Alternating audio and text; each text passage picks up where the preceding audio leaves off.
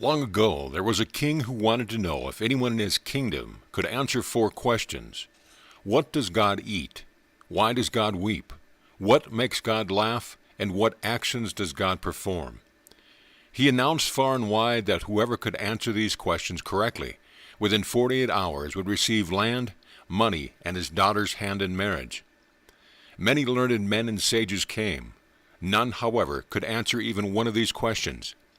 Needless to say, the king was not happy, and those who entered the competition went home disappointed. There was a village boy tending his crops nearby. He noticed many people coming to the city with hopeful looks, then returning again, wearing dour expression. Finally the boy asked one of them, a pundit, "Why are all of you so unhappy?" The pundit explained that the king had put them questions that no one was able to answer. The boy then asked, "What were these questions?" The pundit explained them to him. The boy then exclaimed, "Why, that's easy. If the king will accept me, I will answer his questions at once." The pundit took the boy to the palace. On beholding the boy, young and ill-clad, the king was puzzled, and demanded to know why he had come.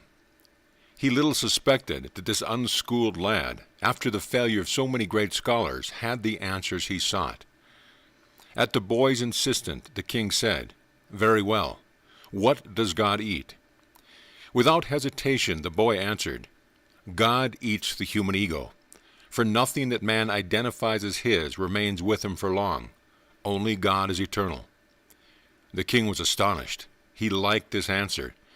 Next he asked, "What makes God laugh?"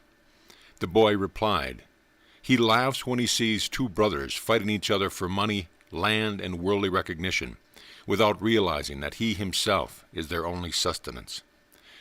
Surprised at the boy's wisdom, the king continued, "All right then, why does God weep?" The boy replied, "God comes to us 4 times in life to remind us that he's always with us and guiding us if we will listen to him. He weeps when he sees how little we care for him. The first time he comes is while we are children. He asks us, 'Won't you give a thought to me? Won't you give me your love?' Not just now," we say, restlessly fidgeting. "We are too busy with toys and our other playthings." God comes to us a second time, after we grow up. He asks us, "Now won't you think of me? Won't you give me your love?" "Oh, I'm busier than ever now," with a reply with anxious frowns. "I have a job, a wife, always more children. Later, Lord, later." Sadly then, God says, "All right, I won't insist, since that is your desire." God comes to us a 3rd time in life, as we are growing old, and asks us again, "Now at last, won't you love me?" But we respond, our eyes unhappy and our shoulders bowed with care. "Oh, I'd love even a little peace, but my son is getting married.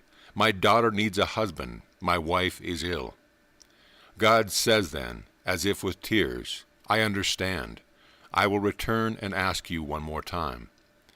Soon we are old. Our children have left us and no longer care much about us. Our wives nag us for things we cannot give them. We ourselves are ill.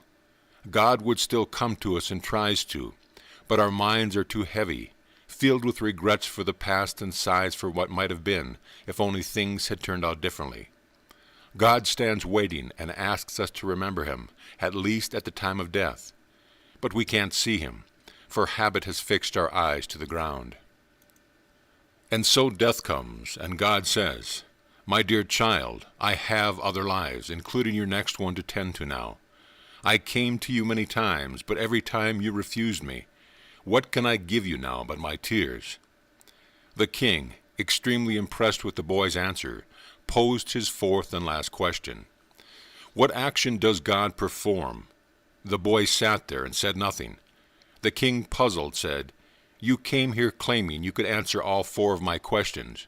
Now you sit there silent. Don't you know the answer?" "I know it," the boy replied, "but I cannot give it to you from where I am sitting." The king asked, "Where must you be to respond?" The boy replied, "I must be seated on your throne. Only then can I answer you. Meanwhile, your majesty, you yourself must be here on the floor where I am."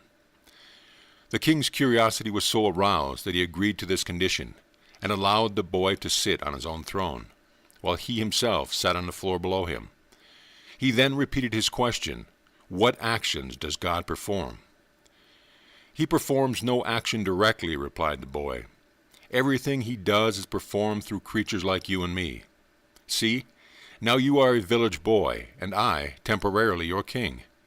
Such is the nature of life, endlessly changing.